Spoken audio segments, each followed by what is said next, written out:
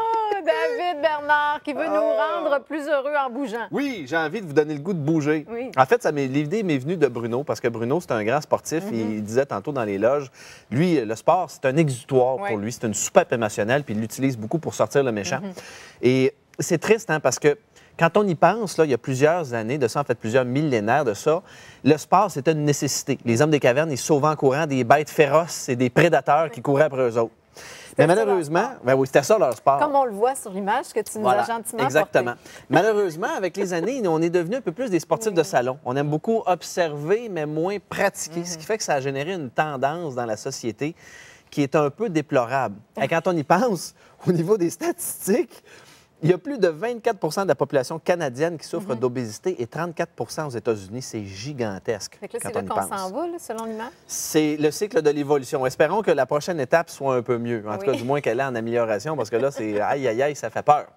Alors aujourd'hui, je me suis dit, pourquoi pas vous donner les trucs les plus simples pour vous donner le goût de vous mettre en mouvement à la maison.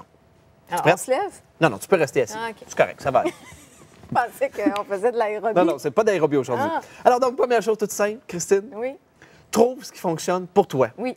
Arrête d'écouter les autres qui te disent que tu devrais faire ci ou ça, ou de l'aérobie, ou de la danse, ou du macarena. Ou, bon, toi, tu vois, tu marches. Mon père, la même chose. Il a 65 ans, puis pendant longtemps, il a négligé sa santé. Puis là, il s'est dit, là, il faut que je me remette en forme. Il est allé s'inscrire au gym, gros abonnement pour l'année. Il est allé 3 fois.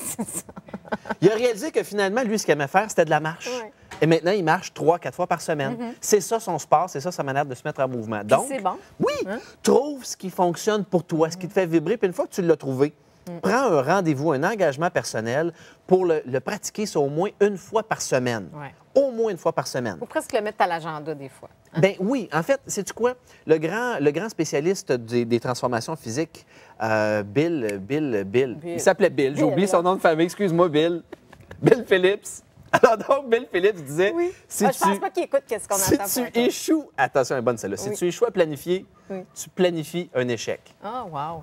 C'est bon, hein? Ça valait la peine de se rappeler de son nom. Et donc, même si des fois tu trouves ce que tu veux, puis tu prends un rendez-vous, ça se peut que le manque de motivation soit au rendez-vous. Et quand tu n'es pas motivé, le meilleur truc que je connaisse, c'est de morceler. Vas-y par étapes. Comme par exemple, moi, j'aime beaucoup le jogging. Puis des fois, même si j'aime ça, ça ne me tente pas. Là, je me dis, je vais mettre mes shorts. Là, je mets mes shorts. Ah, là, je vais mettre mes souliers. OK, là, je mets mes souliers. Ah, je pourrais peut-être sortir dehors. Là, je sors dehors. Puis là, je suis rendu dehors. Je suis bien en jogging. Je me dis, je vais courir juste 5 minutes. Tu sais, puis au pire, je reviendrai. Puis là, finalement, ben, je cours au moins 20, 30, 40 minutes. Ce qui fait que donc, vas-y en morcelant étape par étape. Dernière chose toute simple, pense à comment tu vas te sentir après. C'est le truc ultime. Pense à... Tu sais, quand tu finis de t'entraîner, comme pour moi, par exemple, c'est le moment où je sors soit du gym ou que je reviens de ma course, puis là, j'embarque dans la douche, puis je me lave, je fais « ça fait tellement du bien », puis je suis dans l'endorphine. Soit dit en passant, il y a seulement le sexe qui t'amène la même chose que le sport. C'est peut-être parce que c'est un sport. Ça t'amène dans l'endorphine, puis tu te sens donc bien après. Alors donc, si vous n'avez pas de sexe dans votre vie, faites du sport, puis sinon, capitalisez sur les deux.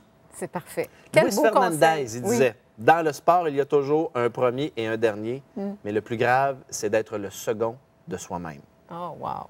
Que t'es philosophe. C'est ce que je fais quand je finis de marcher ou de courir, moi?